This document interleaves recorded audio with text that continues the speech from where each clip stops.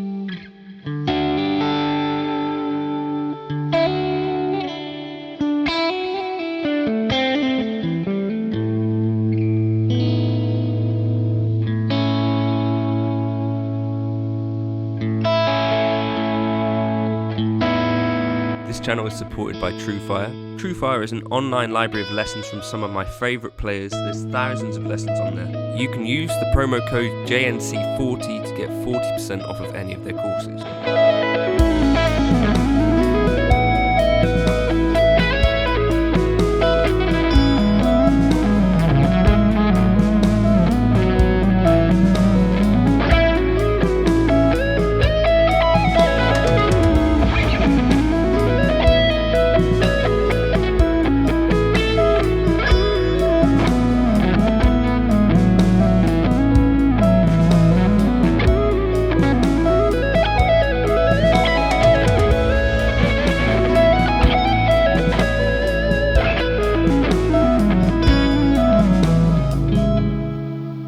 Prior to the PRS DGT SE being something that I played, I kind of thought of PRS as somewhat overpriced guitars and potentially aesthetically not especially for me.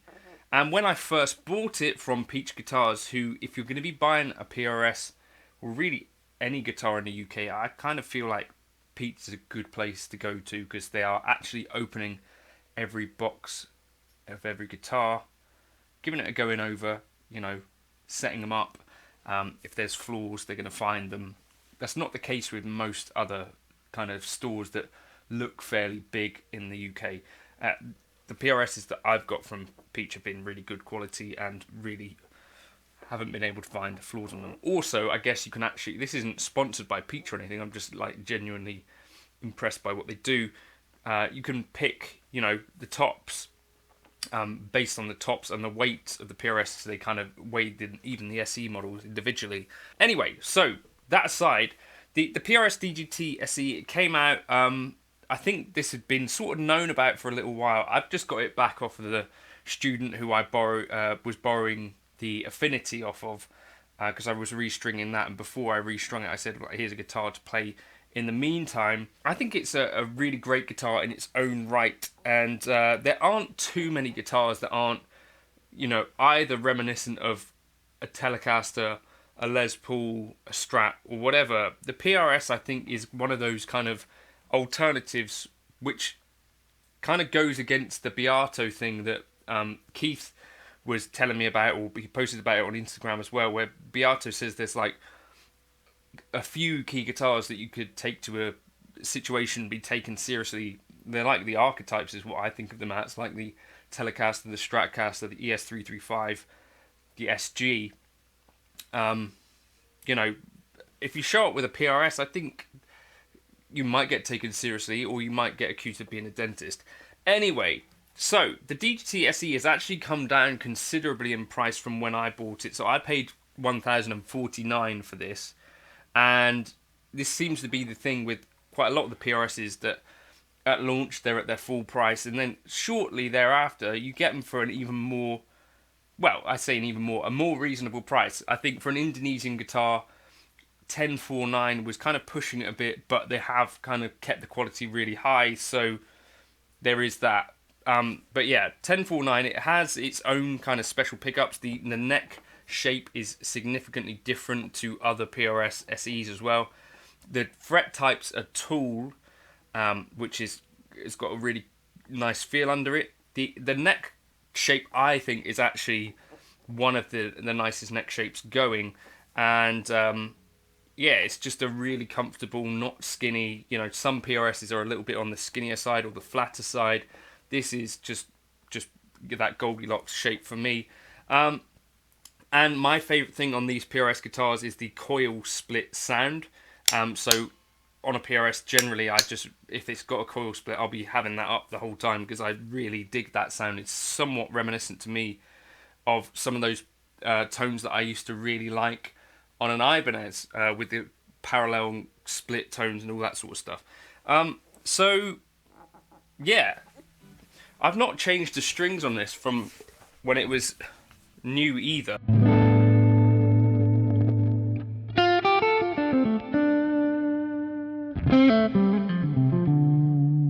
Just plug now into the Fender Pro Reverb.